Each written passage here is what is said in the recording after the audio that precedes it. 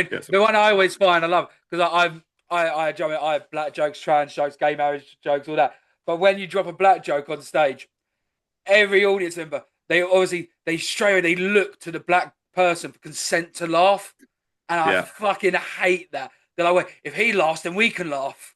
Yeah. It's I like, get that one. no, I've got a joke where it's like a pretty fucking. If you just took the punchline out of context and like put that on like an article or on Twitter, I'm over. Fortunately, I'm nobody yet, so no one's going to do that. But there is, yeah, and it's so fun to do that. And like, it's one every night when I go to do that line, I'm like, this could be like this could. It's always landed. But if it yeah. ever doesn't land, just out of context, that looks terrible. But it's so funny to watch audiences, and you can just see them look around like, we like that. Okay, we can laugh at that, and then they start laughing. But then it was Jimmy Carr said it about Kenny fucking hell, Kevin Hart. You've already made the joke that you're going to get cancelled by in the future. Yes, yeah. So like, you blah blah like 3, 4, 5 years. Oh, Callum, he did this joke back in 2024, 2025 about trans. How dare him? It's like, well, yeah, so what? But then cancel culture doesn't really exist, does it? I think we're coming out of that era now. Yeah, I don't know. Like, oh yeah, Louis C.K.'s got cancelled. Cancelled. Okay, cool. You can still go see him in like huge fucking theaters. Yeah. Like, I saw okay, the one but about please get me cancelled so I can go sell out the fucking Madison Square Garden a few times. Like, what I saw the one that Tony Hinchcliffe got cancelled, and it was like one thing I've learned about this. Apparently, Tony Hinchcliffe got cancelled, and two, Tony can't cancel him. And it's like I weren't aware that people like. Is there like a forum, like a public announcement of who's going to be cancelled, or is everyone just jumping on a bandwagon? Like, I think it's just a case of people on the internet need something to talk about. yeah, I I think completely, we all need something to talk about that particular day, yeah. and it's way easier to talk about a comedian that maybe made like a fucked up joke than what's going on in the fucking news most days for I the completely agree. past, And I say however like long. they say like you love doing trans jokes in a trans room because pe- people love laughing at their own life and something they can relate to. And I know that, like Ricky Gervais said it like best, like he did a disabled joke to a disabled crowd. It's like it would have been offensive more if I didn't include them. Yes, yeah, and I've always thought if you can't do the joke in the room with them, like I remember I did Queer as a Joke, which is a gig in Birmingham that's like a queer night, Mm. and there was my first trans bit, the first of many, and I was like, if I can't do it in this room, I shouldn't do it in like a pub in fucking the middle of nowhere, and I did it, and it fucking smashed, and it's probably the best of my bits that night, and I've done it before where I remember an MC talking to someone in the front row, and he was like, "Why are you spotty and look so young?" To this young dude. And they just went, "Oh, it's because I'm a trans man. That's why I'm short and I've got acne because of the testosterone." And the MC was like, okay, anyway, Caleb James," and just introduced me. And I went on stage and just immediately just did like 4 minutes of trans jokes, which made, I remember I've got the video of it. And at one point, I made that trans guy spit out his beard from laughing. And I Awesome. was like, of Yeah. like, if that's actually the MC had just completely fucked, be like, "Oh shit, they're trans. I don't know what to do with this. Caleb, you're gay. You handle it."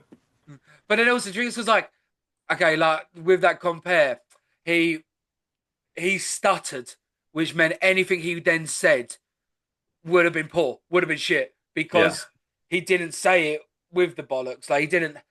Do you know what I mean? He didn't do it Yeah, from the the bollocks where illusion is you. that you're the conductor. You're in charge. You can't show that there's any signs of weakness. Otherwise, you're kind of fucked. Yeah, where he could. If he said Traz, if he had a joke straight away to hit him with it, it'd have been brilliant. But Yeah. as he hesitated, where you got to sort of go on, and if you do sort of like the no filter comedy, you can never. The worst thing about an edgy comedian would be an edgy comedian who apologizes.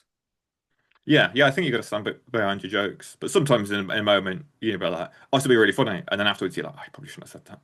Mm. But it's one of those where it's no one's on there to like, "Oh, I'm going to go and really upset some people." Like Of for course, me, at least, I'm just trying to make you laugh. yeah, And I think we've all got something fucked up happened in your childhood, and then you were like, "I'll make that funny," and you were like, "Oh, this works." Look, something bad happens, you make it funny, and it's way better because it's not a bad thing anymore. It's funny, and that's what I'm trying to do. I'm not trying to like fucking piss people off. yeah. Although it does happen, and it is so fun when you see people get annoyed at a joke. One of A the million, joys in life. a million percent. I did a gay. I've got a gay marriage joke, and I'm rewriting it as we speak. But it starts off so simple. Is anyone gay in the audience? Yes. Oh, thanks for coming out. Nice and easy. Yeah. And then I'm not going to do it word for word, but it's on the pretense. If you get married, a woman's workload increases when they're married. A man's workload decreases when they're married. That's why gay marriage is unfair because they got more time in the day. If I sucked enough dick, I could get myself a girlfriend. Like that, like, nice like story bit. But some audience members, as it was me, a white heterosexual dude talking about being against gay marriage, which obviously I'm not, they instantly have their perception already. Yeah, as soon as you start going into a subject. Also, congratulations for being able to ask anyone in the audience if they're gay. The amount of times I've been like, "We got any gays?" And when I'm about to go into my gay material, and it's just silence. Yeah, I remember my first ever gig in a theatre I did that was for Manford's. And I'm like just about to go into my last few minutes, which is like mostly gay jokes, and I'm just like, "We're gonna gays in," and it was just rolling silence yeah. through the. And Well, I remember looking at my watch and being like, "Whoo, this is gonna be a long 4 minutes, guys." I've got a cop out either way. So any gays, if someone says yes, thanks for coming out, nice and easy. If no one answers, I go, shit, I thought this was a comedy club, not a closet. Yeah, You can come out, yeah. and then like so either way, Yeah, do you yeah, know what I yeah. mean? But yeah, that's it. If you ask a question, you need to be able to ready for any outcome. Yeah, It's yeah. one of the That's what things I you was gotta like, know as a comedian. yeah, Because I've got like a bit where I open up or ask if anyone knows. There's a place I'm called from Cannock Chase, which is kind of known locally for dogging. So love I it, like to go up and ask audiences, does anyone know? Because most of the time they do, and you shout a dog, and I've got like a big 2 minute bit that really kicks the gig off to a good start. But if they say no, I'm like, okay, we'll move on because I don't really have anything for if they don't because I can't. It's not as funny if I tell them it's known for dogging and then do a bunch of dogging jokes because they're like, well, I didn't know it's known for dogging. But if someone in the audience did, it's I one of mean, those where it's like part of their collective intelligence. could you then pick on an audience member to say you've got Barry sitting at the front, like, do you know Canavet? No one answers. Come on, you must know. You must know. It's known for dogging. Like, I don't know, like make him like then part Yeah, of the scene, saying like he obviously looks like a dogger. yeah, yeah, yeah. I've done it before, and then I've had like other comics at the back of the room like throw me a bone and shout at Canuck. I'm like, I don't want Throw you a you. Like, I bone, don't want to feel like but I'm planted. Like, fuck you. yeah. This is going to be organic or it's nothing. I'm not one of those guys. I'm not going to fucking plant someone in the audience to heckle me because I've got a perfect comeback for them. I mean, well, we'll jump straight into that. I so agree with that. I've had stories like not on here, but like speaking to other comedians where they know people who have put plants in the audience for easy crowd work, Hmm. and so they do it, get it recorded. Oh, look how good my crowd work was on this moment. It's like no, that's your mate Steve in the audience. I can Like see why they do it because I mean, at the end of the day, it's just writing material. It's like you write material beforehand and then you go and present it on stage like you've just thought of it. Sometimes I do it all the time, and I'm like, oh, ew, and then I'll just pretend like it's the first time I thought of it. So I guess it's kind of like that in their minds. yeah, But but to have I don't actually know. It's put a bit someone in the different when it's audience, I like know. when it's that. Yeah, I don't know. I guess it's like it's comedy. It's like it's as long as it's funny. Does it matter how it's all about performance and it's all staged? But I guess that is it's not something I'd do. I think. Hmm. This is one of But where you can come back and use this clip on me in 20 years' time when it turns out like my entire audience has been bought and paid for. Yeah, so I'm gonna get your cancel bit on this podcast. Don't worry, like Oh, don't worry about it. Yeah. I'm gonna fish for it. But I think that what they did do it for the social media side of things. But then Yeah. Well, I mean, you've got does to be a that give them social an media influencer now to be a comedian, don't you? It's kind of like off-putting that yeah if you want to sell tickets, make a YouTube channel, make a TikTok channel rather than like go up on stage and be funny. I mean, yeah how many people do you see that are like YouTubers that then go and do like a comedy tour? And I think you've missed something if you've not been in the clubs. It's like if the audience is there to see you and you've got the benefit of the doubt, it's great. But I think you'd be a way better comedian if you just show up and nobody in the audience knows who you are. Like I had that they are the before. I best did, comedians. The best yeah, comedians are the ones that people who don't they might have heard of you, but they don't know your name, they don't know your stuff, and you kill it every single night. They are the best comedians. yeah. When you can walk up and the audience has never seen you do comedy before, and they don't know that you've been doing comedy 25 years or something. I remember my first time I ever like did really well at a club. It's a club that's closed down in Stoke now called Rothel. And I went and I thought it was like a middle 10 on just like an open mic. It turns out it was like a proper club and I was the middle 15 to 20. I think I Yeah, did 12. But I just went up and I just rode the wave of the energy. And it was a Friday and Saturday. And the Saturday I was driving there, I was like, oh my gosh, they don't know that I did well yesterday. yeah, So like I could bomb. Like they've got no idea that it went well yesterday. And I'm like, wait, that's every single gig I've ever been to.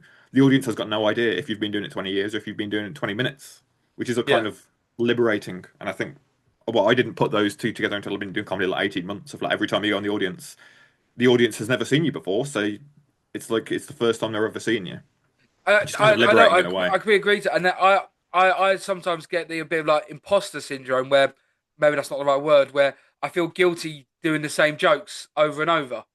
Yeah. But then people who come on the Wednesday haven't heard them from the Tuesday.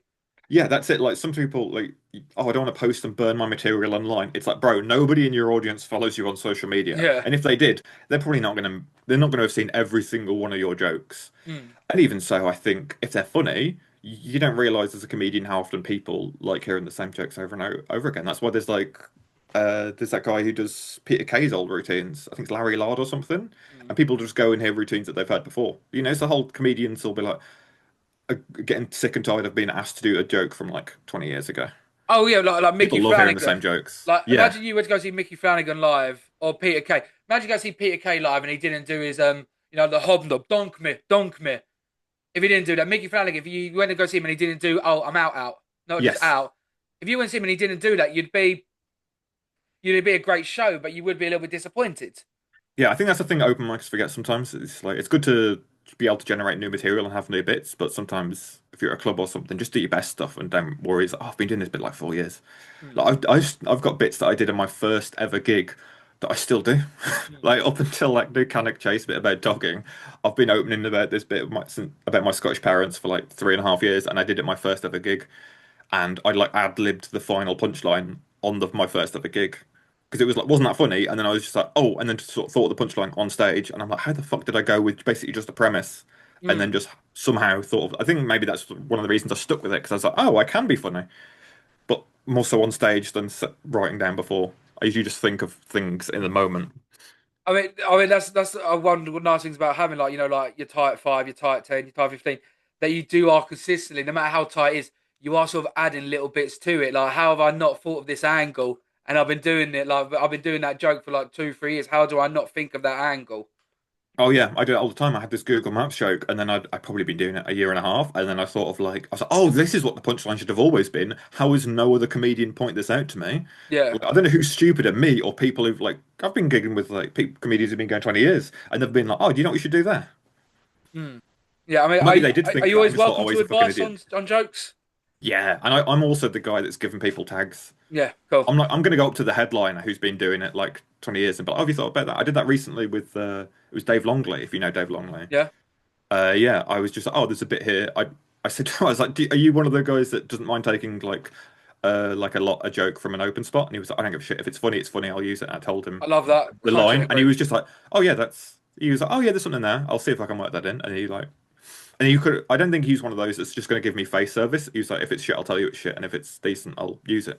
And he gave me an example. He was like, oh, this is a really brilliant joke that was made by this really shit comedian. He gave me his name. I don't remember. I don't really want to throw this guy under the bus. But he was like, yeah, so like even shit comedians can come up with a good joke. So I'm always going to hear you out because if it's good, I can use it. If it's shit, Yeah. Well, so I had Michael Franklin on who runs the Portsmouth comedy fringe, and when he was sort of a no one, he was on a bill like he was comparing. He had Omid Dajali on, and Omid Dajali went up to him, was like, "Look, I'm going to try this new joke. I'm trying to think of a tag. What do you think of it?" And he's like, "Dude, you're fucking like A-list comedian asking like, you know what I mean, like someone's been going 2 years for their opinion on a tag. Like that's one thing I do love about comedy though. Like yeah. Once you're a 92%, comedian, you're a comedian in other yeah, comedians' eyes. 100%. But like, whereas I say like, if you was an actor, imagine you was an extra in a film and you went to go up and talk to Brad Pitt. Yeah. Like I'm making very false assumptions here, but I imagine it'd be like, oh no, you can't talk to him. Yeah, I kind of do that to myself sometimes. Like, I don't want to, unless I'm gigging with someone, I don't want to go up and chat with them. Like I went and saw Vittorio Angeloni's hour show at the Glee in Birmingham last year, and some of my friends went, and then afterwards they all went up and chatted with him, and I was like, I don't want to be that guy. I don't want to be like associated with like fan as much as I liked his show, and Yeah. I don't want to be that weird guy that's just like trying to eke in a little bit of networking. So I'm just gonna I'll wait outside. I feel like I don't know. As much as I like other people coming up to me and saying good set or whatever, I just Mm. like if I'm gigging with them, we're in the same green room, cool. But Yeah, I'm a little bit guilty of that. If like when I go watch comedy, if there's somebody I like a lot of some of the people in the episodes of the 80s and the 90s are where I've gone to go a couple of gigs, I've seen them, I'll be like, look, I want to get you on, I want to talk to you because so I am a little bit guilty of that. I do use comedy clubs as a bit of a networking. yeah, I know I should do that. That's what you're meant to do. Like Yeah. this, I'm not going to fucking. I'm not gonna make this by myself. I've got to fucking make friends and shit. Like, you know. And sometimes I was in America. I did a road trip across America, and Cool. I saw I can't Did you remember her Harley name. Davidson it, Route 66? No, I was on like a Oh no, that's not fucking a road trip then. no. It was like That's the some dream. shitty SUV. It was the cheapest. I did it as cheap as possible. Yeah. Actually, it was a 2,500 mile road trip across like 9 states and through Canada as well. I recently found out it was 2 weeks that trip. My friend went to Edinburgh for 2 weeks, and her accommodation alone cost the same as my entire trip to America. Have you done And Fringe? I know. No, Yeah. my parents aren't fucking, bankers and lawyers, so I can't afford that shit. As much my parents are Scottish, but none of our relatives live in Edinburgh, so I'm kind of fucked. I mean, I know people sort of say like there's no barriers and stuff in comedy, but there is a wealth barrier almost to be able to afford to go. But Yeah, Edinburgh, there certainly is, unless you know someone that you can crash with. Like the yeah. accommodation there is crazy, and I don't know why people do it anymore. Hmm. Like it used to be, from what I gather, people went up and if you were really good, they'd put you on a panel show or on the telly. But now they're not going to put you on the telly unless you've got a huge social media following, and you don't get that at the Fringe. I think the only point to go to the Fringe is if you've got an hour and you're getting ready to tour it. You're like, I'm going to go up there, I'm going to do it 30 times Hmm. and have an audience each night. Like, how often can you do that? You Yeah. know, and Well, actually have some I'm gonna audience, take. and it's going to be better than when you take it on tour. If you're not doing that, I don't see why the fuck you're going to go up there and pay you could buy a Oh, some fucking King's car ransom. for that. Yeah. Well, I'm gonna take this pod up to the Fringe next year. Oh, Like that's what sorry for my plan. the Fringe is great. Sorry, I didn't mean No, that. no, I no, meant dude. I a million percent agree with you. A million percent agree with you. I think Fringe is good. Fringe is bad if you're no one trying to become mayor. But if you're mayor trying to become someone, Fringe is good. yeah, and also, from You've everyone got I've the spoken to presence, that's gone then up, they've talked about it being brilliant and being so much fun. And I can imagine like every comedian in the world is there, and you're all getting drunk, and you can go and see everyone's shows. I think it's brilliant. It's just I can't fucking afford it, and I'm a salty little bitch about it. I mean, my person, I never talk about disabilities and shit, but I so obviously have ADHD. I can't sit for 10 minutes. That's why on these pods I smoke so much because I can't sit. So me gonna go watch an hour show is like, unless I'm shit faced, I can't do it. Yeah, yeah, no, I. To be honest, the main reason I've been going, like, well, I mentioned going to see Vittorio Angeloni's show, which is very good. It's super good comic. But I went to go see that because it's like if I want to be where he is in 10 years time or however many years it takes, 20 years time, I want to be doing tours and doing the Glee or whatever. That's the ultimate goal. Let's go and see his show and then see how he constructs an hour and then kind of try and break it down and seeing it more like an Yeah. analytical point of view as opposed to like sitting there to laugh, which is Mm. I don't know. I didn't actually go and see that much. As much as I love and have always loved live comedy, I didn't see it that much before I started. I'd seen Right. Bill Burr twice, and his opener once because the first time I'd missed his opener, and then it wasn't until I was like, oh, I'm gonna do like stand-up comedy that I started actually going to like the Glee, and I went to the Backyard in London, Okay. and Cool. and now I've like gigged with people who I saw. Like I gigged with the guy who opened for Bill Burr the second time I saw him at Yeah. the Royal Albert Hall. His opener, I gigged with him in London. He headlined a We Are Funny gig, and Yeah. I'm just like, what the like he. It's one of those that you don't realize in comedy. It's like, oh, this dude was opening at the Royal Albert Hall for one of the best comedians who's ever done it Mm. in one of the most prestigious venues, Oh, yeah, and Bill then Burr's the goat. like years later, he's doing a shitty little downstairs pub that Mm. I'm doing when I'm like 6 months into comedy, and I'm like, oh, okay. So even if I'm really good, and I'm not no, never going to be as good as fucking him, like I'm going to be back in this pub in 20 years' time. So you've kind of got to make peace with that. Yeah. It's like comedy takes what it's a marathon, and I know people who are brilliant, and one of my friends did the fucking Apollo in London, and he opened for someone there, and then the following Wednesday he was upstairs with me in a pub in Worcester to an Mm. audience of four, and he like walked there into the audience and just stood on the chair in the middle of like this big room with four people. He's just in the middle of those four people on a chair just doing his act, just because it's like what the fuck are you meant to do when you're Yeah. gigging to four people? And by the way, he didn't mention that he. If I was him, I'd be like, I was doing the Apollo on Friday. Yeah. I'll say me. I would Who's the have the fuck? ego. It's like if I had a six pack, I'd never wear a top. Like I'd flaunt it. Yeah, Like I don't want to be I that wouldn't guy, need to but I humble definitely am myself. that guy. I'd be like, I'm slowly working it in. Like when I first started getting my gigs, like I've done the Glee Club in Birmingham, which is like the main comedy club in Birmingham. I'm doing that. Just like I don't think there was a gig I didn't mention that for about 6 months and be like, I need to Yeah. just Yeah, that's not why I'm I'm doing it, guilty but of that as well. When I gig, I mention this pod nearly every single place I gig now, which I need to re-humble myself a little bit because I'm a nobody. But you do Oh yeah. when you get that first little smidge of like excitement, like success, it does excite you a little bit. Yeah, yeah, it's so easy, and it's like I think the whole thing with a comedian is you kind of can't have an ego, No, and you've got to. So I'd like try and humble myself and like joke about like, sorry, I got to stop. no, I no. bring it up like I'm trying to. That the last thing I ever want to be in life is like to lack self-awareness. Oh well, yeah, million As much percent. as I do like dumb shit, like it's like, oh, I keep mentioning the Glee, but it's like, at least I'm aware that I'm mentioning like a competition that you've been nominated for or fucking something. Uh, But it's because when you're aware of it, then you'd subconsciously mention it again, then you'd get annoyed at yourself for mentioning it again, yeah, and then it's like but a then it can loop. become a It's a bit. loop that plays in your heads. Yeah, You get sort of annoyed about that. But no, I do absolutely love that. But when we sort of so like back in the day, comedy used to have a road. You you gigged enough times, you started getting better positions, you started getting weekend spots, you got an agent, then you started touring. Nowadays, it's sort of all it seems to matter is how many followers do you have? yeah, Like, yeah. Social how media, yeah. important is just being funny, or what is the whole package? Yeah, and I don't want to. I've never like spoken with an agent really, but from what I gather from other people, that it seems now it's not like how funny are you? It's how many followers do you have? Hmm, How often are you posting content? And I want it to be funny first. hmm, I keep going to. I've got a bunch of sketches that I've written, and I've been speaking with some of the comics about collaborating and doing like little micro sketches of like 30 to 60 seconds to start posting online. But I feel like once you start posting online, you can't stop and hmm. you're inviting the whole world to look on you. And I want to be a bit funnier when the whole world is looking at me, if you know what I mean. Yeah, I get that. I ended up deleting all my first I had another YouTube channel. And I ended up deleting it because it was all like my first initial like times I'd done stand up and stuff. Oh, I And see people post their like first gigs and stuff, and I'm yeah, like, bro, I would not be. But then again, some of my clips, I'm like, mm, But it's one of those where it's like, okay, well, I've got to post better clips than that.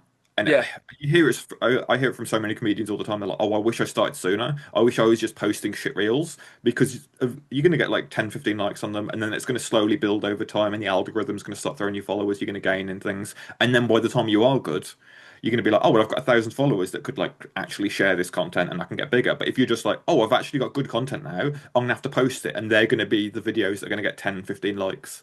And then by the time you've got through your log of like good content that you've been spending all this time on, now you've got audience coming and you've like run out of content, you're like shit. So yeah, I get it. It's swings and roundabouts, and I'm like, I don't want to be an influencer. I don't want to be famous. You know what I mean? I just want to tell mm, jokes. yeah. But it's sort of is hard because it sort of is a package. If you want to make a career out of it, like, do you want to make a career out of it? Is Yeah, definitely. that the This is what I goal? want to do. I'd love to be like the kind of career that'd be like that'd be perfect. Like Daniel Sloss, like Mm, where he's like, oh, he can just kind of go around and just do fucking theaters. Because I yeah, think that's anything bigger is great. I mean, I don't think fucking arenas are crazy. I'm not a big fan of like arena comedy, which is like, oh, I'm never going to do a comedy in an arena. mm, I don't think I'm ever getting that. I don't think I'm going to get to fucking like big theaters, but um, yeah, something like that. Do just being able to like do a comedy club. If you can go do the studio room at the Glee and then other similar rooms, like want people to know me enough to want to buy a ticket, but not to come up and talk to me in the street. yeah. You'd I don't like want to to be be famous famous enough at in your own all. community, And someone who I just want loves to be able to make a comedy living knows from it. you. But I think I'd be quite happy just people laugh at me when I'm on stage, and then outside that I get nothing. mm, Like I had this, I did. I was talking earlier about how I always fucking talk about the Glee, but I remember I did the Glee. I think it was the second time I did it. It was a 10 spot on a Friday, and I went and got some drinks with my sisters who'd come out afterwards, and then we got the train back. And the train from Birmingham, where the Glee is like 45 minutes. So I'm 45 minutes away from Birmingham, and yeah, as I was getting off the train, someone else getting off the train was just like, "Oh, I really liked your set tonight, man. It was really funny." And I was like, "Oh, I've had that happen in a comedy club or in the pub, but not like in my hometown." And I don't know if I like that.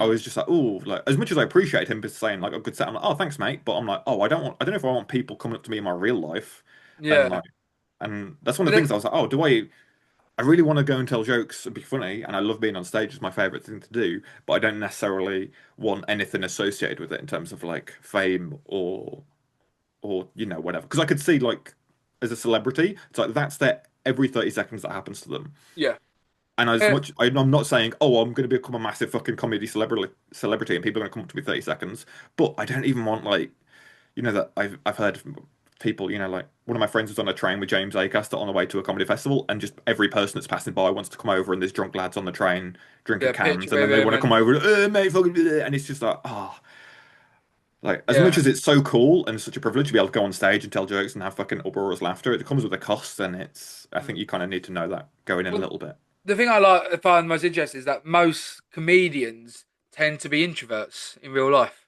Hmm. Yeah, for sure. And we, Uh, as much as we were appreciative if you come up to us backstage, we just kind of reclude into the. And the people who are, like, I'm going to go out and bask in the fucking the audience. Those are a rare breed, like fucking Bert Kreischer, what like legend. I mm, wish I could be like that and just go out and fucking party with the audience, but I'm not that guy. I'm like an indoor cat. yeah. I mean, the Anytime I one I leave the found was house is to weird. gig or go to the gym. Like I'm not. Yeah, the one I was found weird is like when you look at like American comedians. I mean, I was literally just talking about this. Like they mention like drugs quite a lot. Like the party rock lifestyle being a comedian. I don't think it really is like that in this country. Uh, I felt, but I think the Fringe is like one of the main Yeah, but sources of that's usually like cocaine in the UK a for 3 week August. blowout. That's like But our Mardi yeah, Gras. yeah. I don't know. I think. I've heard like comedians talking about, oh, I'm only bringing this guy to open for me on the tour because I know he's going to get smashed with me every night. Okay, cool. Yeah, And it's fair. like I'm not really the guy. I didn't like drink at gigs just because over the course of a year, if I do like 150 gigs, that's 150 pints. And also, I'm like, what the fuck is one pint gonna do? So I'm worried I need to start becoming a bit more of a party animal so that people are like, oh, I want him on my fucking tour. Yeah. That's See, one of the reasons I I give do people drink. tags. I Is do because drink. someone's going to be like, oh, I want Caleb on the same gig as me because if I do a new bit, he might be like, oh, here's a tag for it, or here's an angle for it. Mm. See, I'm one of them. Like I'm at the beginning, I was like, right, I'm only gonna have 2 drinks before I get on stage. No, I will get on stage drunk now, but I will never let it demean my set because I know what type of drunk I am. I'm not a Yeah. sad drunk, not an aggressive drunk. I'm a happy drunk. Yeah, yeah, same. I'm same with like I'm not a drinker. I'm more of a weed guy. Okay, Um, cool. Yeah, I quit the weed about 4 months ago, yeah, and but I didn't start. It was one of those things. I know it's weird. So one of those. It's like, oh, you shouldn't be doing it before you're 25. I did like once or twice in like uni mm. and like college, but I didn't really start until I was like 28, 29. And it's just like I'm like microdose. I like just do it when I take the dog for a walk. Oh, so like when I used to smoke, I had an ounce, and it lasted me I think like 2 months. Like I rolled so weak, and Yeah. it was just a nighttime sleepy. Yeah, I always sometimes I'm like, oh my gosh, I'm doing this like a few times a week now. Do I have a problem? And I'm like, I don't know if it can be counted as a drug problem when I'm going through like 30 pounds worth every 4 months. I Or don't know if that's a problem. when you make it your personality. Yeah, yeah. I try not Uh, to. I'm worried that I'm like getting reliant on it for material, but it's not. I think it helps sometimes, but I'm the other sometimes you way just know it's round. utter bollocks. I think when I'm high, I'm more liable to think that my random thought is brilliant material, and I'll write it down and come back to it and be like, "What the fuck was I thinking?" But sometimes you'll be like, "Oh, there is something in that." Mm. And I've No, just got to come out with a logical brain. I was doing when I smoked weed. I just ended up playing games, eating shit, and being like putting everything off till tomorrow. That was my Oh, yeah. problem. I'm a big YouTube Shorts guy when I'm blasted. I Oh, think I've gone through. I've never watched an episode of Dragon Ball Z. I think I could tell you every character and every plot line in Dragon Ball Z just through YouTube Shorts. is that like 3 o'clock in the morning, seeing how far down the rabbit hole you can go? No, it's when I come back from walking the dog at like 7 p.m. Just sat there eating my dinner and just doom scrolling YouTube Shorts and watching fucking Vegeta and Goku go at it. Just like, oh my gosh, like I've never watched an episode of that fucking show. I mean, I didn't even ask you though, bro. How did we even get into comedy? Oh man, I was gonna start in 2020. It was in Then something 2019. happened. I always wanted to do stand up, and I think I just nobody told me. Like clearly, you've always wanted to do it. I remember in school, I used to like quote jokes off Live at the Apollo, like fucking, Yeah, like a fucking little weirdo. And I used to like, I'd say like if it was a conversation and I could work a joke from like a Jimmy Carr joke, and I'd say the joke and be like, oh, that's a Jimmy Carr joke. And then sometimes I'd do a joke of my own, and they'd be like, who was that? And I'd be like, oh, that was me. I'd be like, and they think, oh, people think, oh, that must be a joke he said on Live at the Apollo or something. And I've always had that, but I never had any confidence. And I remember actually in primary school there was a talent show, and I had a joke book, and I didn't have the confidence to go and do jokes from the joke book in front of the school. I wanted to, yeah. but I didn't have the confidence. And there was another kid in my class, and he was like, "If I write out all the jokes, will you do half and I'll do half?" And he was like, "Yeah." And I was like, "I think I can do that when there's two of us on stage." Mm, And then that day he was ill. I don't know if that was like a public speaking. I don't want to go and do that shit. mm. But I always wonder, like, if that didn't, like, if he was there and we went and did it, would that have got me over the Over the hump. confident over the hump, or it could have been a traumatic experience, and then I never would have done it again. So it could have been a blessing in disguise. I didn't. But But yeah, in 2019, my friend had mentioned one of the guys I used to work with. He was like, "Oh, why aren't you doing stand up?" And I was yeah, like, and again, my cringiest one was in year four. Me and a guy called Laurie, we did a choreography to the song "Larger Than Life" by Backstreet Boys, and I think that is the gayest thing I've ever done in my life. "Oh." I mean, in year seven, there was also a talent show, and this just shows the fucking twat I am. Just set me up for bullying and ridicule for years. For the talent show, I did like karate katas because at the time when I was like 10, 11, I did karate. So I did like all the katas in my. And again, one of my friends was going to do it with me, and he forgot his gear, so I ended up doing it by myself. And yeah, just fucking embarrassed myself in front of the entire fucking year, just walking like fucking going Sue in pajamas because that was our little thing. I think it's called a ki, where you're doing your kata, and at a certain point you do like you go Sia if you're in a cool karate school, but our ki was Sue, as in like you were just calling a dinner lady. Like it was fucking Sue, shit. Sue. But yeah, no, I've embarrassed myself publicly a lot, which is maybe why I can do stand up. Because I'm like, it's not gonna be worse than doing karate in front of my entire like that's a fucking fever dream. That's like a nightmare. Most people now would like, going to school without your pants on. Going to school and doing five katas of karate in front of your entire year in year seven. Like, no, most people don't know who the fuck you are for the next 5 years. Aren't you that weird karate kid? I mean, aren't you so glad? I mean, I don't know how old you are, brother, but that people that when we was in school, video quality wasn't that good. Yeah, oh Now dude, I'm so imagine that, glad that and in MySpace all those pictures are gone now. I've gone and archived that profile. I've got the pictures, yeah. but they're all you can't see them anymore because But there's imagine doing so and being one of them like top five cringiest school moments, and yeah, as you that's just definitely banging like out oh dude, karate on a stage, me doing like karate and I remember at one point there's a part where you spin and I fucked it up and I span twice and was just a bit like, huh? And I'm like, oh god, that I could see that with like a fucking TikTok AI caption. they made like a little This noise kid to thought he it, was gonna like be so cool, and then he did this, and you got the fucking shitty TikTok music in the background. I mean, I'm not condoning it, but if a school did that to me, I might bring a gun to the school. Can't lie, like I was bringing fucking guns to that school, karate guns. No one was fucking with me after that. Like, he's gonna karate chop my head off. It was. I think that's why we didn't have a school shooter. They were like, Caleb's gonna put me down. yeah, I love that. I think. So guys, so we had these moments on stage that have sort of built up the humility to say, you know what, I've done this, fuck it, someone else can laugh. How did your first gig ever go? It was good actually. I think actually the Boo, I don't worst. like that answer. Yeah, I hate it I've when got things it. go well. Yeah, no. Well, I think it was helped. The first person who went on that night was blisteringly drunk, and I think he's the worst I've ever seen someone do an open mic. Love it, It love was it. like it was like literally a scene out of a movie where he goes up, he's got this American flag that he drapes over the mic stand, and he starts like he tries to do a USA chant, and the audience just doesn't have it, and he starts going to this long story, and I think it's meant to be a joke. He's like, and then the conductor of the circus goes up on the highway, and then he's going over, and then there's oh wait no, there's like an elephant down here, and he just does it all out of order, and it's all wrong, and it's just so I don't know if maybe it was like a performance piece and it was meant to be deliberately bad because it Yeah. was so deliberately bad. And yeah, I remember he got down and he just fell in his chair. He was just like this, just like falling because he was in the front row because it was a bringer gig, which are just, I don't even know if I count that as a gig, to be Oh, honest. yeah, yeah, It's one of you've done those, London. You know bringer spots, don't you? yeah, like I don't think Boo, my fucking second fuck gig bringer spots. I did in the Midlands and I did bomb. So maybe that should count as my first gig. So you can be a bit happy about that. Like my I will first have real it. gig. But one thing I would say, Americans out there, if you come to the UK, do not try to get us to sing along. Do not get us to chant something. We will double down in our chairs. Oh yeah, and a British audience is just gonna, sometimes they'll play along. It depends if they like Okay, you. And if you're maybe near the American, they end. aren't gonna like you. Yeah, maybe near the Sort of end. Once you've built our trust, once you've made us laugh, we'll be so gracious. But you've got to open us up first.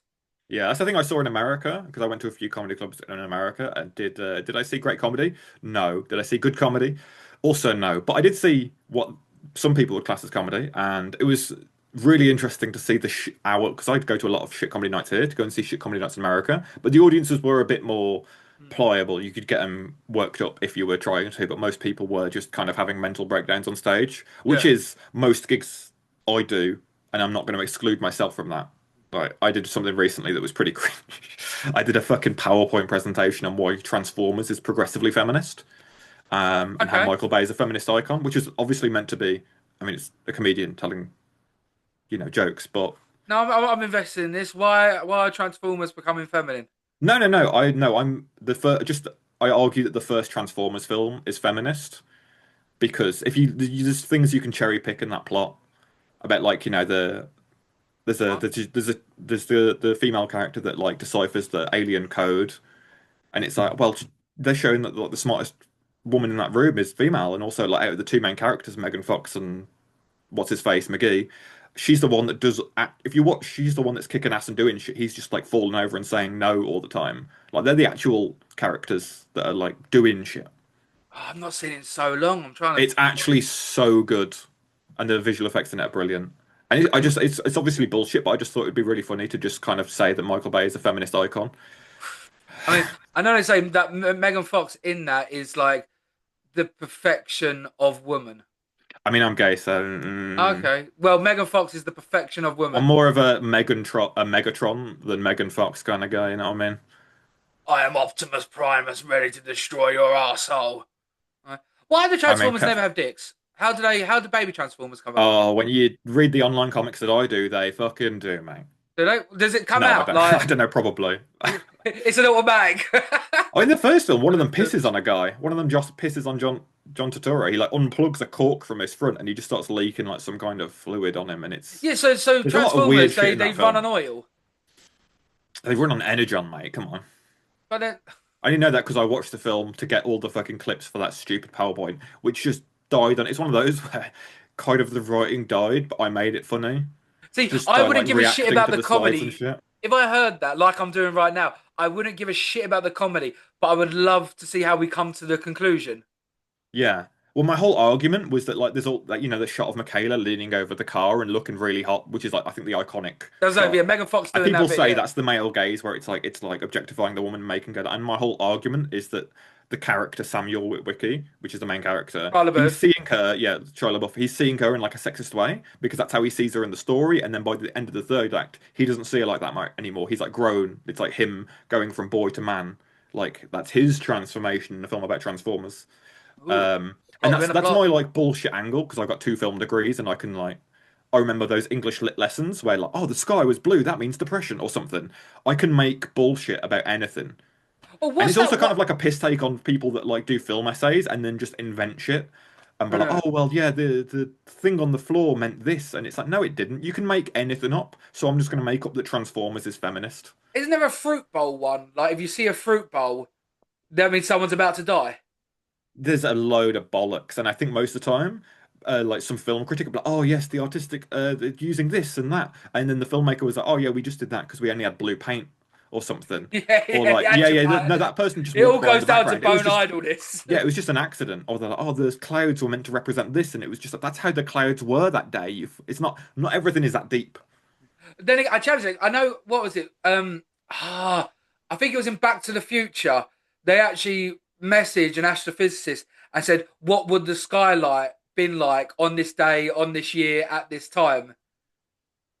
And then they Yeah, spent loads of like replicators. It's like, dude, that's overthinking. It's like all like the Easter yeah. eggs in games and shit. Like, I love them, but like there must Yeah, be I the think some shit they people go a bit allocate deep. to Like it. I know that with the Titanic remake, or they did some remaster, they changed the sky because apparently the sky wouldn't have I looked think it like was. that at Oh that. yeah, no, it was Yeah, Titanic. Yeah, and it's not just Back to the like, Future. who was watching that?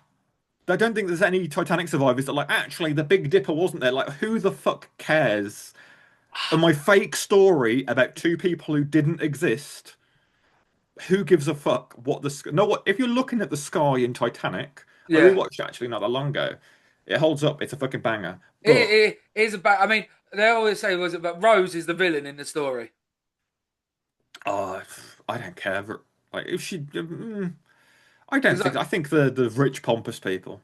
yeah, but no, I think like the bit was like imagine like you've taken care of your gran this whole time. She lives with you all this, and she's sitting there with an 18 million pound necklace that she Oh could yeah, have and throws it off. sorted your whole family. Cheers for taking care of me for 40 years. You know, Oh yeah, yeah, you yeah, never yeah. have No, your generational wealth. I'm just gonna throw in the that water because I yeah, love no, to that is die. inexcusable. Yeah, But in fairness, she was like, you know what? She was probably like, you know what? I fucking hate. I grew up with a bunch of posh people. Fuck nepo babies. You're having fuck all.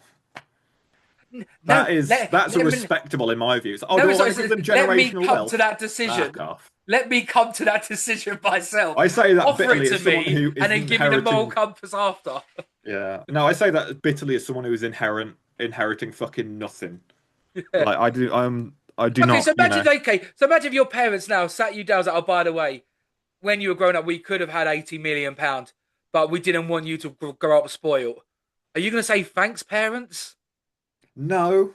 Exactly. You So, don't tell them. You just chuck it. She didn't. Nobody knew that she threw the fucking thing off unless you watched the longer edition. So so, fuck so them. do doing the arts, the film stuff, like you look behind the curtains almost. I presume you now do the same in comedy, and has that in element ruined comedy a bit for you, or has it made it more magical seeing No, behind the I curtain? appreciate it more when you see someone like you. I watched like Bill Burr's latest special, and you're just like, holy shit, it's crazy. Like sometimes, like I'll be at an open mic, and I'm like getting better. I'm getting better every time, and sometimes I'm like, oh, I might be the best person at this shitty little fucking open mic. Which you think, and then you go up and bomb. But it's nice to go and see and just be humbled and be like, oh yeah, that's where it can get to. It's like, Yeah, oh, I'm driving a car and it's 30 miles an hour and it's wobbling a little bit, but I'm going 30 miles an hour. And then you see him doing like 250 miles an hour in a fucking the comedy equivalent of an F1 car, and you're like, oh, okay, like I'm not hot shit. I'm not like someone wobbling on on a bike doing 5 miles an hour, but yeah, there's a long road to go and there's so much improvement. And I think it's no, I love it. I mean, it can be sometimes difficult. That I'm just like, oh, how did he do that? Like, and you kind of comparing the contrasts they're doing, or just seeing like, okay, what rules are they following here? yeah. I think for the most part, you know those rules and things, but they don't pop into your head. You're not like, oh, I'm going to do this because it follows this three beat structure. Mm, I think most people you just fall into the pocket, and it's just you kind of fall into who you are and why you're funny. mm. Like I the mean, reason would Bill you Burr got into say? comedy is because he's funny, and the reason I think I got into comedy is because I can be funny. I don't know if I can be funny enough to do it for a living or to make 1,000 Yeah, people laugh in a theater, but there's a point in his career where Bill Burr wasn't funny enough to make 1,000 people laugh in a theater. I'm certain when he was like 3 gigs in or and a year in or something. Like he's been oh going yeah, it like takes time. Yeah, 30 when you had something hair. years. It's one of those you don't. Sometimes I think someone's been a shit comedian for 15 years, and then they suddenly figure it out and become good, and then they were a good comedian for 5 years, and everyone just remembers that they were good for Yeah, those I 5 years. mean, Nobody well, remembers like the time for those 15 years they were on in a shit pub above a fucking pub in Dudley. yeah. Well, like Mickey Flanagan said, it was like it took him was it like 15 years to get overnight success. Yeah, So it was all like the grind they had to go through, and yeah, that's comedy though. It's you see people who are like coming up now and just getting on TV. It's like these people have been killing for years. Like Phil Ellis, who's just on Taskmaster. yeah, Like I imagine like after Taskmaster, he's just immediately going to go on just do like huge theatre tour because I think he just needed the eyes. People are like, oh my gosh, well, like this guy's like super funny. He must have just must just be super funny. It's like he's been one of the funniest comedians in the UK mm, for like however long I can remember. Like he's fucking crazily funny, and I think yeah. now he's just going to be exposed to a huge audience, and they're like, oh, there's this new comedian. It's like no, he's been fucking brilliant for a long time. Mm. Oh yeah, it's magic. But yeah, so it's sort of like long term overnight success. I mean, when it comes to comedy, like, would you say anyone could be a comedian, or would you say it's like nature or nurture? I don't know. I know that Jimmy Carr has a thing where he if he finds out someone is a comedian, he says who was sick growing up, like was it your mum or your dad or something? Because he Yeah. thinks that like there was something wrong in the house and that's why you're funny. I remember hearing that as like a new comedian who's been going like 2 years. I was like, oh, my parents weren't sick growing up. Is that why I'm shit at comedy? But then I I do remembered think that most comedians they do start from a dark place. yeah. Well, I think it's because when I was 5, my godfather slash uncle, he wasn't an uncle, but he's one of those where you call them an uncle. Yeah, I get it. He Yeah. killed himself, and Mm. I think I was too young for it to really have an impact on me. But obviously, had an impact on all my family. So I think then I was the person who was like making people laugh. So I'm like, man, like maybe that's where it came from. But I Okay. don't Yeah. know. I think it is just Interesting. like I think I see fucked up things, and I'm like, how can I make that funny? Mm.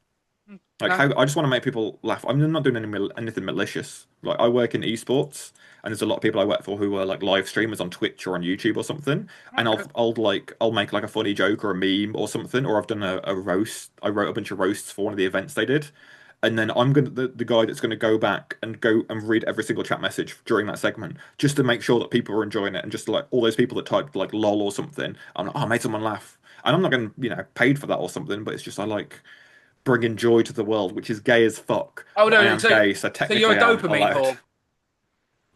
I mean, every comedian is a dopamine whore. We live for the laughs. Like I every guess, like you yeah. get on something, it's like, oh, actually, like, oh, will this get more likes than the previous one? Yeah, I guess it's just validation that like, oh, my idea was funny. I've always said it's the reason I don't steal jokes because it's like I could go on stage and I could do a Bill Burr bit that maybe the audience hasn't heard, but it's Yeah, like I know that Bill Burr's material is funny. I want them to be laughing at my jokes. yeah. Like, otherwise, what's the fucking point? Mm. It's like if you could be like, oh, Caleb, you can go and become like the most successful comedian in the UK and have these big tours, but you're gonna have a writer and you're gonna have to do all their material. So I'm not fucking doing that. Yeah, completely Unless it's agree. like it's the performance of me being funny with the material, but it's like it's got to be me. Otherwise, what's the point? It's the whole Yeah. reason, like with sex, I want the person to want to have sex with me. If they're not interested, then there's no validation. I want them to be like, "You're so hot, I want to have sex with you." It's like, "Oh, I've you're got so." no reference on that one. You know, I feel like half the time it's more sympathy with me. But I just had Anuva Powell on, and he's a right. He wrote a lot of like TV series like you will be familiar with, um, Mhm. in like the noughties 10 years ago, and he's always been part of a writers team. But he said he will never ever have a writers team when it comes to his stand up. It's Yeah, I think got to you. be his. Yeah, I think you.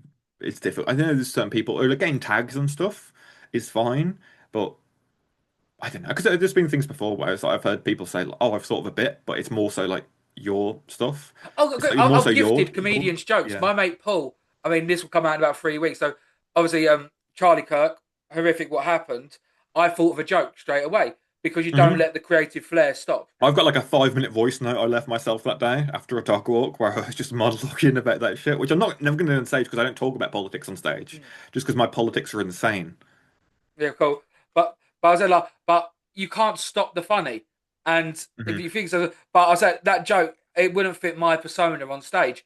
But he's a more of a darker comedian. So I was like, look, I'm going to give you this joke. And then he did it that night. It was like, he absolutely smashed. Thank you. Yeah, But then that's no longer my joke. I've given that joke to him. yeah, But then that's not him having a writer. That's two mates sharing ideas. Because he would have taken it, tweaked it. yeah. Like I just gave him the premise. So I Yeah, mean yeah, I've that's done that before. Like, I've seen someone perform and I'm like, oh, have you thought about this angle, like changing this premise or yeah. something? Like, I saw Was he when going I to was in fucking America. reference you every time he says that joke on stage? Yeah, well, I remember I saw a comedian perform in Coventry, and it was just like some shitty little open mic. Mm. And one of my friends said, "Oh, he looks a bit like he looks like a gay Brian Cox." And I said to him, I was like, I think Brian Cox is the gay Brian Cox. And then That's we were what having a I little laugh was. to ourselves. And then after, when the comedian got off stage, we told him the joke. It was basically roasting him. And then the next time I saw that comedian, he did that joke on stage, and it got a big. I think if I remember right, it got like the biggest laugh of his set. And I was just like, hey, I gotta Yeah. fucking. I wouldn't say actually maybe got the biggest laugh, but it got like a really big laugh, and I was just like, yeah, it probably got a bigger laugh than anything in my set. I remember dying that night. But I think Dying that's is just like good so for fun. that's good about just being in comedy in general. Like obviously we're all out here for ourselves, but you get equal amount of gratification like someone doing a joke you've done, like you've Oh told yeah, them I your don't care if skills. it's like me performing it. Like if something I've written that's funny goes out and people laugh at it, I'm just like, yeah, it's the same reason I'm in that chat, like reading all the fucking comments after the roasts. Like I did this event where I wrote a bunch of roasts for them, and it was live on Twitch, and they had 60,000 people live during the segment where they did the roasts, and I was like, that's like the equivalent of doing an arena. That's 60,000 people hearing Isn't my it jokes. mad when you feel like when you see like these people like 60,000 people watching?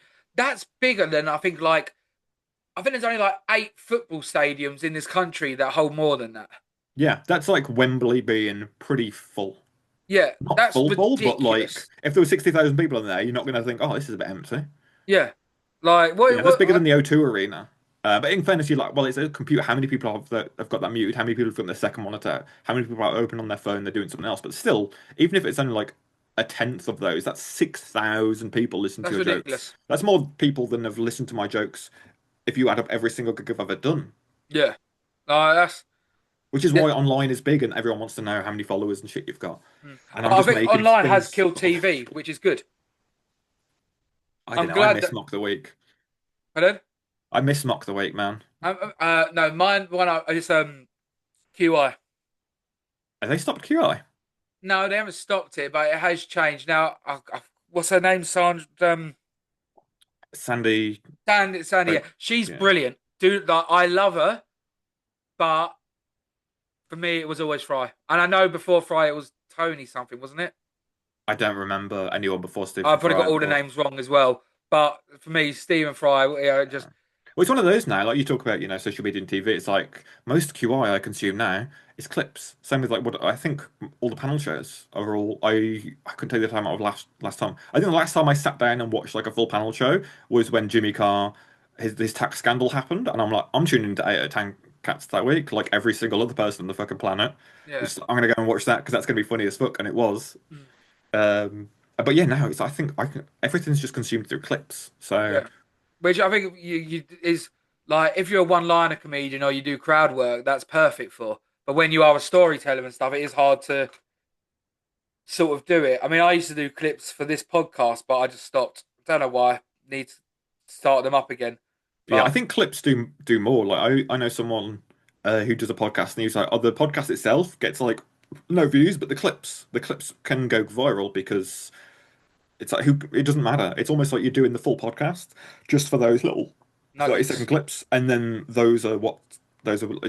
been thinking about like live streaming because then it's like if you have a funny little 30-second moment, then you clip that and you post it on socials, and that's going to see that. If people, no one tunes into the stream, just like no, if no one tunes into your podcast, it doesn't matter. If you're making, it's just an excuse to get that farmable social media content, which I hate, but that's the industry that we're trying to break into now. Yeah, It's it if it is. if it doesn't exist in 30 seconds and doesn't have like a little, you won't believe what happens next. Yeah, I don't. I I just hate find that. I find all that cringe. Yeah, but the thing is, it works. It does work. It does work, and I know it's the devil part of the industry because I'm dog on social media, but Yeah, it does work. I do it for other people, and I'm like, I'm like, they're like, holy shit, this is cringe. These thumbnails of me going like, you won't believe what happened next in this video game, and but it's like, if you want to get views, that's what you've got. Everyone else is doing it, and it's the same with comedy. And I don't mean that guy that's like doing some fucking cringe TikTok trend because that's what you're gonna do to get views. It's the whole Yeah. thing of like that guy that came up to me at the train station. It's like I don't want to do it for that. I just want to create shit that I think's funny and just post it and then not read the comments. And if it doesn't get any views, then whatever. And just like this is shit I want to create. I think that'd be way better if you just couldn't see views, couldn't see comments. Mm. But if I want to make a living out of this, you kind of got to care about the comments and the views. I mean, but I hate watching my own material. I hate watching episodes of the pod. Like I love doing them, but I cringe over everything I say. Yeah, no, I feel you. I feel the exact same way. I also cringe whenever I watch you do stand up. No, I'm kidding. No, I'm the same. I can't watch myself. Like, I've got a video of me bombing, the worst I've ever done, maybe, and I've tried to watch that video back a few times, and I Mm. don't get further than me pulling the mic at the mic stand. And even if I do well, it never looks as good than when you're on stage because you can hear the audience, and when you watch a recording A back. million percent. It's a different perspective, and you are always like your own worst critic. Yeah, I remember I won Beat the Frog, the Monday Gong Show thing, Beat the Frog the Frog and Bucket in Manchester, and they sent me the video because you get the little 5 minute video if you win. I Yeah. remember that night being like, I've never done so well. It was one of those where afterwards I just wanted to be like, yeah, fucking nailed that. It was one of the times I was like, I fucking nailed that. In hindsight, I didn't, but for however long I'd been going at the time, it was the best I'd ever done. The audience were really behind me, and then they sent me the video, and I didn't realize this, but the audience isn't really mic'd that well at the Frog and Bucket, so it sounded like I was there wasn't anywhere near as much laughter as I thought there was in the Oh, moment. okay. And Yeah. I was messaging other comics that were on. I was like, was I like false confidence? Was I just the best of like a bad bunch? Because it was like 13 people that night, and I think there was only 3 people who didn't get gonged. Mm. And I'm like, well, I won, but 1 out of 3 isn't, whatever. Was it the charity night? Like, yeah. Yeah, I was like, another comic who was on, who did tell me, he was like, look, dude, I was there. You fucking smashed it. Like, don't second guess yourself after that one. I was like, thank you, but But you do, don't you? Like the nighttime thoughts come in. You are your own worst enemy. You yeah, do. then you watch it and it's not funny to you because you've seen it before. Yeah. And you like, I mean, like every time I do a gig, I still get nervous now. But I'll listen to all the other comedians' material, and I'll be like, well, they're all better than me. But it's only because you've never heard it before. You've Yeah, heard your shit over and over again. You've played it 20 times in your head that day. yeah. So it's just This is hard one of to. those. I don't know if you do this, but sometimes I'll just be like doing a joke, and I'm like, "Is this even funny anymore?" Hmm. And then you just pause at like what you think is a punchline. I was like, "This used to be a punchline. Is it still a punchline?" The audience laughs. You're like, "Okay, I wish I had better material." It's not just get annoyed at the audience. Like, why are you finding this funny? Like, Oh yeah. This is hack work. This is low material. Okay, a question I always like asking: what's the worst thing you've ever seen someone do on stage? Oh, there was this one. It was at the Bush, which is in Birmingham, which is a venue, which What's the is bush in Birmingham? it's called the Holly Bush. It's this Okay. like pub. It's one of those where it's like, oh, it's a weekly open night. Anyone who signs up can go. It's brilliant for like new comedians. Mm. It's a bit of a shithole. It's a bit, it's a bit just it's just mental. I remember going like in the winter. Stereotype open mic night. Yeah, and the guy who runs it, I think he's unabashedly like a functioning alcoholic.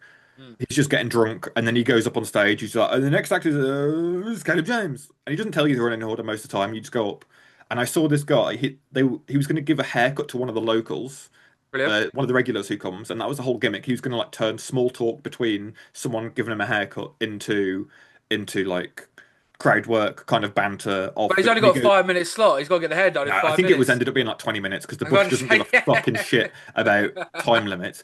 And he's like, okay, so the premise is I'm going to give you a haircut and this conversation, I'm going to make it funny.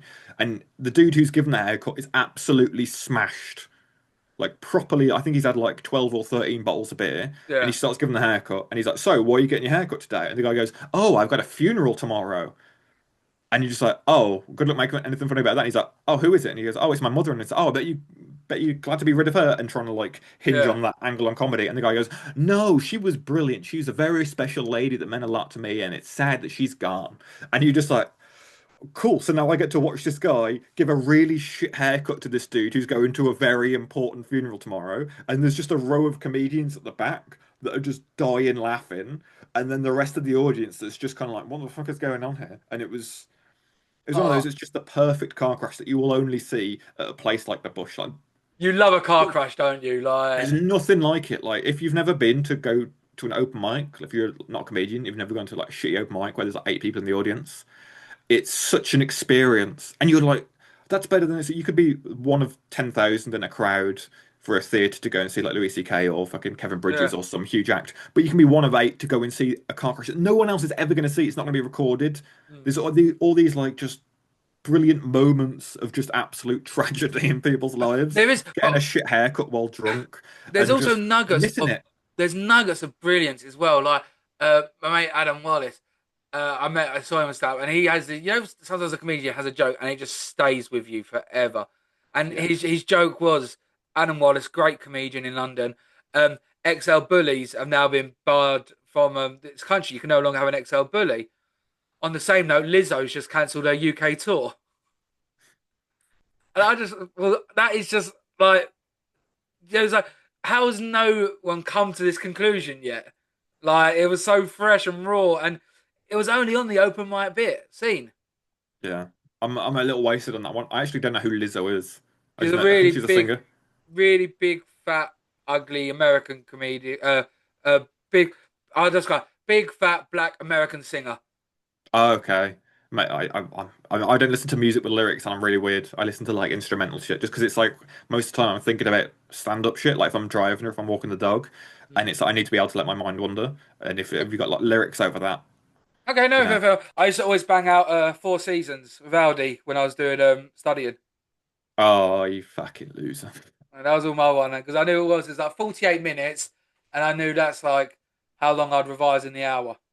Yeah, I like movie soundtracks. Some fucking Vivaldi and shit on Yeah. occasion, but I don't want to be too pretentious. I always worry that I don't ever want to come across as middle class. So I'm like, I can't be listening to Vivaldi while I'm writing jokes. People are gonna smell the pretentiousness a mile away. I'm like, my dad's a farmer. I used to work on a farm. Fucking, a working class.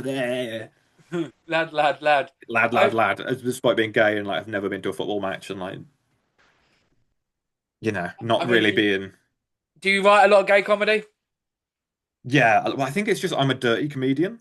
Right. And if a dirty comedian's going to talk about sex, it's going to be gay sex, and then you're like, oh, he's, just a bunch of gay jokes. But most of the time, it's just fucked up. But do I, you I just go? do. You don't go fairy gay, do you?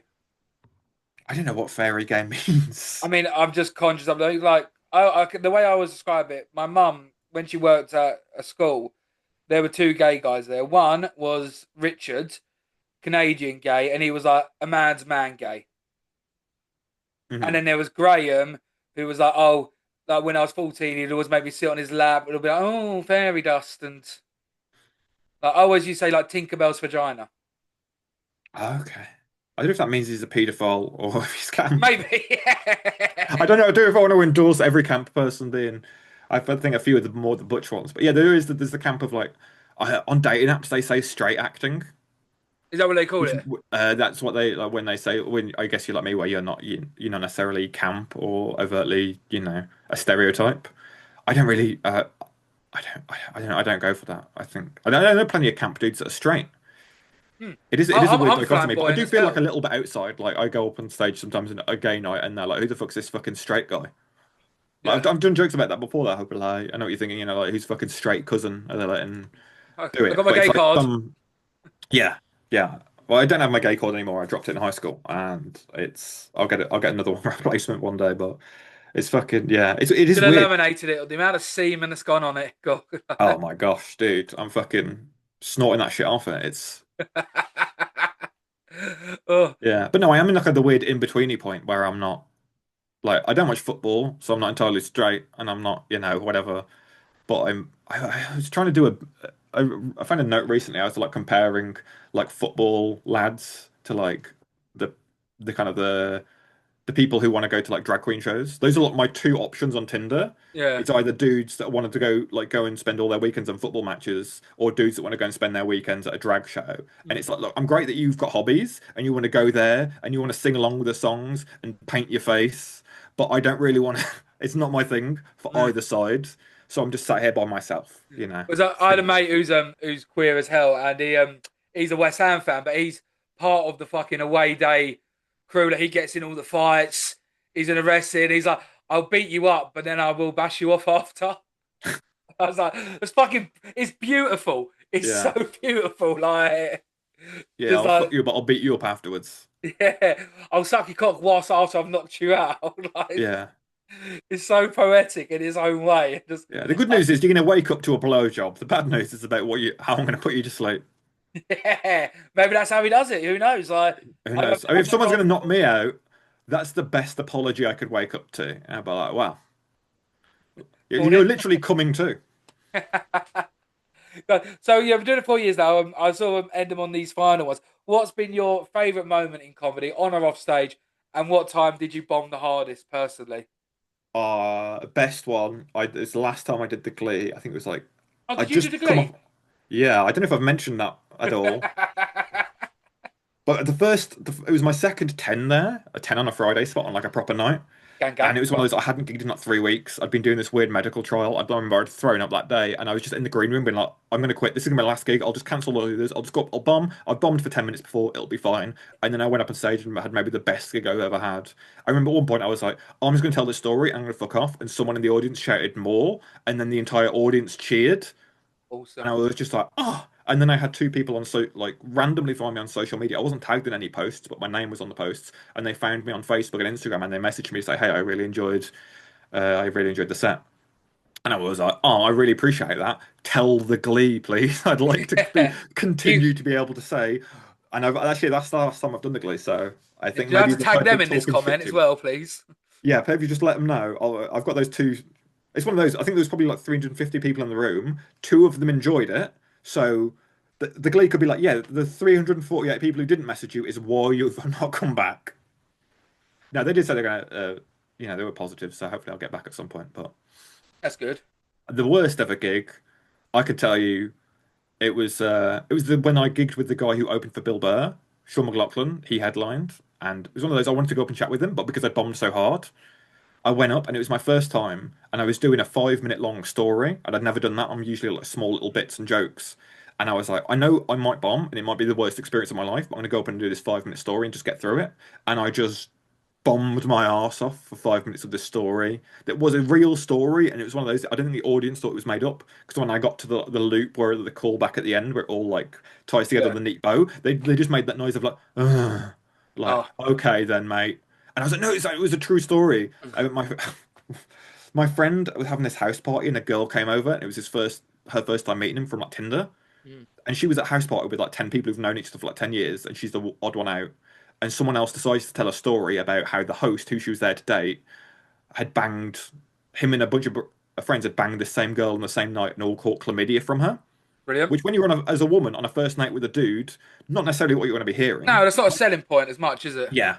And my friend somehow turned that around. She stayed the entire night, ended up staying in his place, staying. They ended up banging. Mm. And then the next time I saw him, I was like, how did it end up with that girl? Turns out that night when she fucked him, she gave him chlamydia. And I'm That's like, great.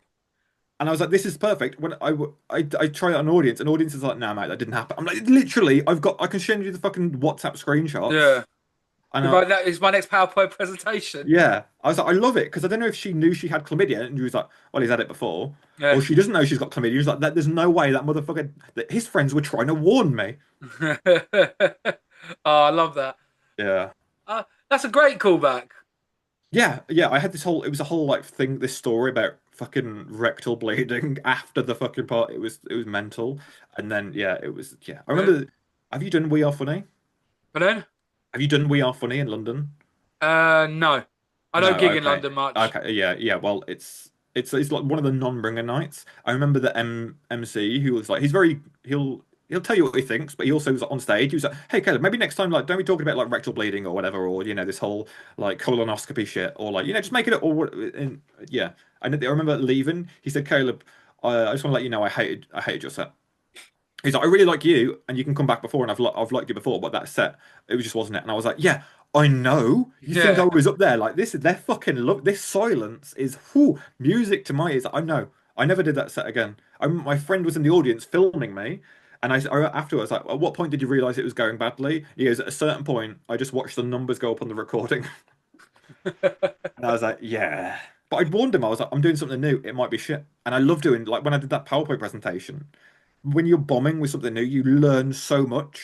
mm. When like if I do a gig and it goes fine to okay with jokes I've done before, it's like I don't learn as much from that. If I go and do a bunch of new shit and it doesn't work, you learn so much. It's like, oh well, it almost worked there. So if I wasn't eating my ass off, there's an angle there that I've never done before. Yeah, yeah. You learn more from your defeats, and Yeah, every it's single just comedian so has a bomb incredibly story. painful. And then I'm on the train home in London, just my head in my hands like, oh. It's that hot, Sarah Millican's got that 11 a.m. rule or whatever it's 10 a.m. rule where Mm. if you've got a good gig, you can brag, you can be happy about it until like 11 a.m. the next day. And if it's a bad gig, you've got until 11 a.m. the next day. I try and keep that of just like I can be in my head about it. Yeah. And then I after always do that, you to don't mention it unless it was at the Glee, of course. In which I case, always do till my next wank. X-Wank. Oh, The wank's my reset. is it? Yeah, Oh, that'd be way easier for me then. I would. go to the toilet, have a wank after it, Yeah, like do green room just afterwards. Fucking train toilet on the way home. yeah, they come out Can't put chirpy. my head in my hands because I know what's on my fucking hands. So fucking. God, I'll end it with this one then, Caleb. I always end it the same one. Someone comes up to you, they've never done comedy before, they're looking to get into it. What advice would you give them? I say, just whenever you think of something funny, just write it down. It's just something you say to a friend, even if it's just like a line and it's out of context. Just start writing those down because you never. That's how I think that's the difference between comedians and other people. Is that just like everyone thinks the things that they think are funny, and I just like I've got a notes app on my phone, and then once a month, once a week, I'll go through and I'll just siphon through, and most of them are going to be shit.